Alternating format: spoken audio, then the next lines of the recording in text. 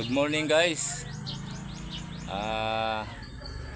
Andito ako guys sa ginagawa kong bahay, ay inaantay ko si boss.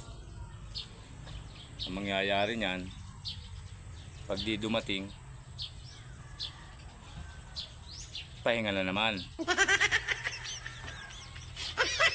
Kaya ang mangyayari niyan guys, trabahong bahay naman, uli tayo.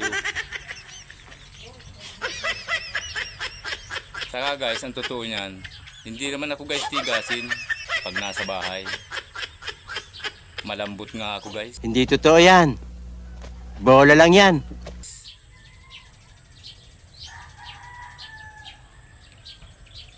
Kaya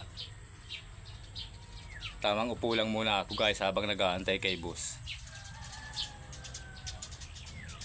Ganito lang ang buhay guys. Pag walang pasok, wala rin sahod. Kaya kunting tiyaga lang guys, kunting tiis, makakaraos din tayo sa buhay.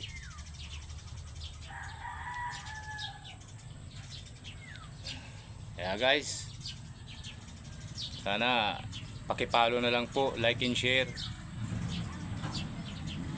Paano guys, maraming salamat.